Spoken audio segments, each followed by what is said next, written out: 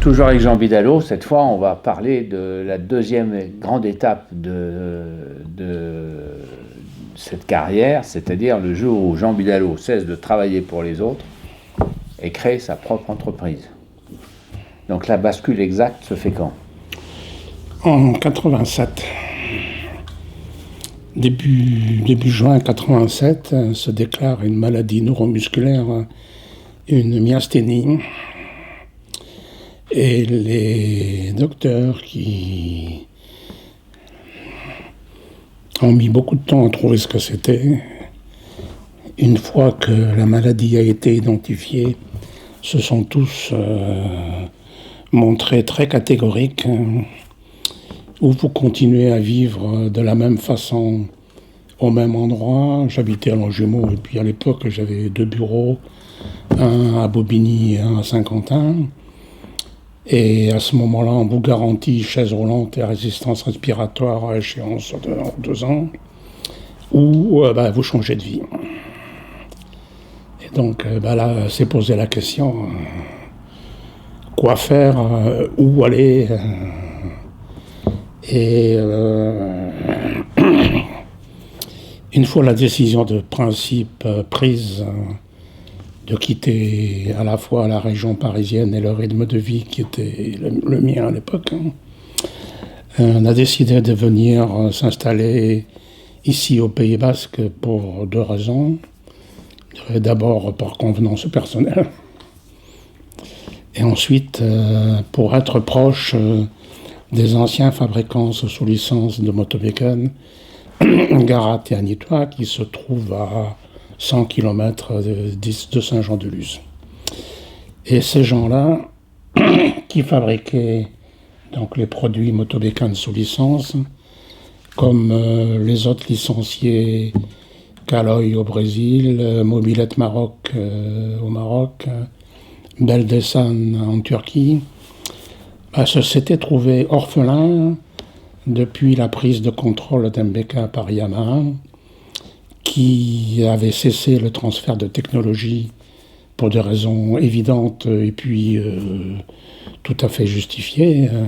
Ils avaient leurs propres usines, avaient leurs propres produits dans ces pays-là. Ils n'allaient pas continuer à les alimenter avec d'autres produits. Donc tous ces gens-là s'étaient manifestés et m'avaient demandé de continuer à leur assurer l'assistance technique qu'ils avaient auparavant auprès de Motomécane, ce que j'ai fini par accepter. Et en parallèle, j'ai pris à mon compte ce que j'avais créé chez MBK, toute la gamme de produits de compétition, le 51 CF et tous les kits de compétition qu'on commercialisait à travers d'MBK Service, avec un très gros coup de main financier des Japonais de Yamaha, qui m'ont beaucoup aidé financièrement, avec des conditions exceptionnelles, 30% commandes groupées sur programme de livraison d'un an, 30% à la commande, 50% à la livraison, et le reste à 30 jours. C'est évident que dans ces conditions-là, le démarrage a été relativement facile. Il ne restait plus qu'à mettre en place les locaux et les moyens humains et techniques. Et donc on a créé aussi ici une partie études pour satisfaire les besoins des anciens fabricants sous licence de motomécane, mais aussi des études qu'on a continué à prendre pour MBK. Des études sur des cas, des modèles très spécifiques. Je prends un exemple. Yamaha Japon avait négocié avec la municipalité de la ville de Shanghai un cyclomoteur dont le cahier des charges était très très contraignant. 30 cm3, 30 km/h, 1 litre 3 au 100 km. Et chez Yamaha, le bureau d'études avait décliné. Et donc, Saint-Quentin m'a demandé si on était capable de faire ça. On a relevé le défi, on a réussi. Et quand on a terminé la mise au point des premiers prototypes, Les relations entre la municipalité de Shanghai et Yamaha s'étaient dégradées, le projet est tombé à l'eau. Bon, c'était l'époque où les Chinois n'étaient pas encore capables de produire ça eux-mêmes. Oui, ça devait être en 90, 91, quelque chose comme ça. Ouais. Bon, après, ils ont bien rattrapé le retard. Hein. Oui, j'imagine. J'imagine. Et donc ensuite, on a continué à développer nos propres produits, des machines complètes de compétition, les Bidalo 50 RS, puis les RSB, et puis on a engagé un certain nombre de pilotes dans les championnats de France de cette époque. Certains ont fait carrière sur le plan international. Je pense surtout à Sébastien Charpentier, oui, qui était un double champion du monde de Super Sport 600, et puis d'autres qui ont commencé avec des produits de chez nous. Parce que là, Bidalo en est venu à construire des motos intégralement. Complètement, oui, oui. Hein, des 50 RS, je vais sortir les photos tout à l'heure, on en a fait 125. Et là, nous sommes en train de refabriquer 25 parties cycles complètes. Donc, tu as un réseau de sous-traitants un peu partout Oui, tout à fait. Disons que quand j'ai créé la société, je me suis appuyé sur tout ce réseau qui s'était constitué au fil des ans et au fil de mes activités chez Motobécan d'abord, chez MBK ensuite, partout en Europe, Portugal, Espagne, Italie, Allemagne, un petit peu en Autriche. Et effectivement, tous ces gens-là ont accepté tout de suite de travailler pour nous parce que ils connaissaient le sérieux de la boutique. Hein. Donc en fait, Bidalo Technologies va fêter ses 35 ans l'an prochain. Exact.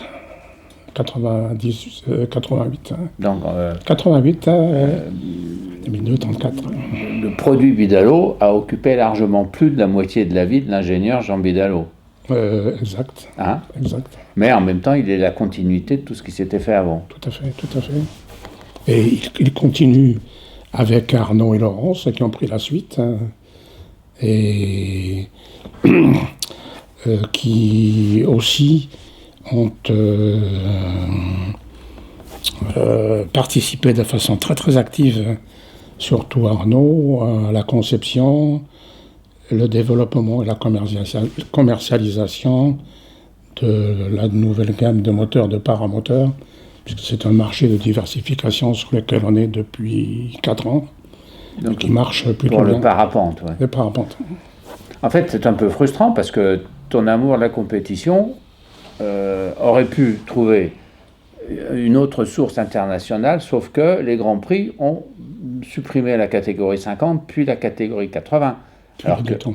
Et puis, bon, in fine, supprimer les 2 temps. C'est sûr, mais ce que je veux dire, c'est que si la catégorie 80 avait perduré, mettons, jusqu'à la fin des années 90, est-ce que tu aurais eu envie de tenter ta chance en Grand Prix? Probablement. Probablement, oui. Probablement.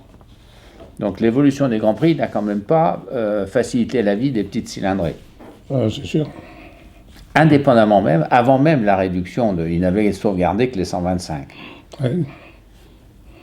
Parce que je suis sûr qu'au fond de ta tête, tu aurais aimé que Bidalo Technologies, est-ce qu'il aurait été possible d'égaler ou de dépasser ce qui avait été fait à l'apogée des 50 de Grand Prix? Alors je dirais, sur le plan technique, oui, mais il aurait fallu revoir une organisation avec d'une part une équipe de développement et une équipe d'exploitation, ça c'est absolument indispensable. Et donc des budgets conséquents, qui auraient certainement dépassé de loin les possibilités que l'on aurait pu avoir, je pense. En autonomie, à moins de trouver de gros sponsors. Mais ce que je veux dire, je me place surtout sur le plan, est-ce que quand les 50 ont été arrêtés, dit autrement, ils étaient arrivés au bout de leur capacité de développement technologique? Je dirais non, parce que si on prend les 125, lorsque la FIM a changé le règlement et qu'on est passé des 125 bicylindres aux 125 monos, si mes souvenirs sont bons, le début des monocylindres, plutôt la fin des bicylindres, les machines les plus puissantes se situent aux alentours de 46-47 chevaux. Les premières monocylindres se situaient à ce niveau de puissance à 47, à 48. Et les monocylindres, au moment de l'arrêt en 2008, 9 ou 10, je ne sais plus exactement, étaient à 54 à 2055. Donc, en extrapolant, on peut imaginer que les 50 auraient suivi la même progression. C'est un regret que le moteur de temps ait été, si j'ose dire, ostracisé comme ça, éliminé. Ah oui, oui, profondément, oui.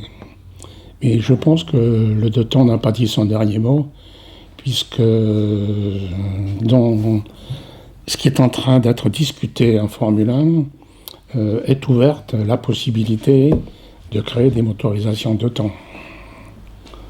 Pour une raison très simple, c'est que il est techniquement possible de concevoir et de fabriquer des moteurs de temps propres, et surtout simples, beaucoup moins chers à fabriquer.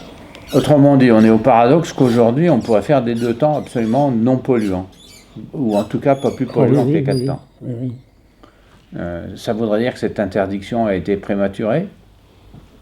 Je pense que c'est surtout une interdiction qui a été menée par un seul constructeur contre l'avis de tous les autres. C'est Honda qui a été le maître d'œuvre.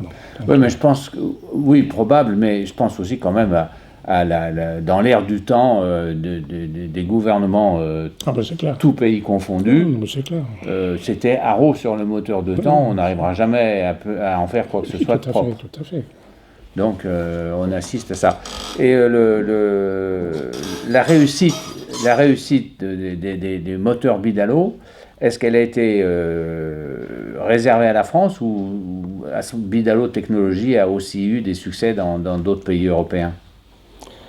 Surtout, à l'époque, on a été très dominant en Espagne, un petit peu en Italie, Belgique, Hollande, sur tout ce qui était moteur à variateur. Depuis, ces catégories ont disparu et remplacées par des moteurs à boîte de vitesse, surtout en Europe du Nord, Hollande, Allemagne, Belgique, Norvège, Suède, où là, on a repris la place de leader et on équipe la quasi-totalité des concurrents dans tous les championnats de machines à boîte, avec des tout nouveaux moteurs qui ont été développés depuis 2016 et qui sont du même type que ceux qui ont été utilisés sur les machines qui ont battu les records du monde à Bonneville sous le contrôle d'Arnaud en 2016 ou 17, et 18. C'est ça. Et est-ce qu'au fond de toi-même, tu ne ressens pas ça comme une revanche ? Puisque quand tu arrives sur, si j'ose dire, dans la course en 50 cm3, c'est des moteurs allemands, c'est pour les Kreidler, pour ne pas les citer. À l'époque, c'est clair. Qui sont de loin les meilleurs. Et aujourd'hui, toutes ces marques ont disparu. Et finalement, c'est une marque française, bien française, qui est leader de cette catégorie spécifique qu'est le 50 cm3, la mobilette pour les intimes, si j'ose dire. Que ce soit... Non, c'est pas une revanche, c'est une satisfaction personnelle, c'est indéniable. Mais je crois aussi que il n'y a plus de constructeurs qui s'intéressent à ces catégories. Nous sommes pratiquement les seuls ayant pignon sur rue, puisque tous nos concurrents, ou en tous les cas une grande partie de nos concurrents espagnols et français, ont disparu du fait des changements de réglementation et du fait que les kits ont pratiquement disparu des rues. Et puis le paradoxe, c'est qu'aujourd'hui le vélo électrique a pris une telle place que dans le fond, les vélos électriques sont les mobylettes d'aujourd'hui. Tout à fait. Et pourtant, si on ramenait l'électrique à son calcul de pollution juste, est-ce qu'un vélo propulsé par un moteur de temps ne serait pas compétitif face à ça ? C'est indéniable. Hein. C'est plus qu'indéniable, c'est une certitude. Hein. Mais ça n'est plus vendeur. Puis, si j'ose dire, la Bible aujourd'hui, c'est décarboner, décarboner, décarboner. Même si, pour avoir un produit décarboné, on fait du carbone en amont. Tout à fait. Alors c'est ça qui m'étonne, et ça c'est la question à un ingénieur. Est-ce que des gens ont fait des études sérieuses d'équivalence de Non. tout ça? Alors je dirais oui, mais elles ne sont pas publiées. Le seul capitaine d'industrie qui s'exprime sur ce sujet, c'est Carlos Tavares. Il n'y a que lui qui annonce clairement la couleur sur l'erreur monumentale que les politiques imposent aux constructeurs ce qu'ils doivent faire, alors que c'est une ineptie absolue. Bah, non pas que je prêche en tant que journaliste, je veux dire, mais pour ou contre tel ou tel type de moteur, mais ce qui m'intéresse, c'est envie de dire, c'est est-ce qu'on est sûr que telle ou telle formule est définitivement morte et enterrée? Est-ce qu'en gros le moteur thermique aurait dit son dernier mot? Parce que j'ai quand même en tête une chose, c'est que quand Honda a arrêté la compétition fin 68, Soichiro Honda avait dit « Nous allons travailler sur un véhicule, sur une voiture, qui serait légère et qui consommerait entre 2,5 litres et 3 litres au 100. » Ils ont fait toutes les études, ils se sont aperçus que ça n'intéressait personne. Et on vient de perdre 50 ans, quoi, en gros, en dépollution, parce qu'il avait vu de très loin qu'on pouvait dépolluer le moteur thermique. Et c'est pour ça que cette idée de vrai calcul d'équivalence me paraît très intéressante et qu'on l'a pas, quoi. Absolument. J'en reviens à ce qui était le leitmotiv d'Eric Jolm sur ces dernières années chez Motobeka, qui disait il faut qu'on dérive, plutôt qu'on réinvente le cyclo, et le meilleur cadre d'un nouveau cyclo serait d'un 3 fois 30. 30 kg, 30 cm3, 30 km/h. Ben, en gros, c'est le vélo électrique. Voilà, c'est ça. Ouais. Il a raison. Est-ce que ça va être la conclusion à toute l'aventure Bidalo, ça, le vélo électrique? C'est Eric Jean qui aura le mot de la fin.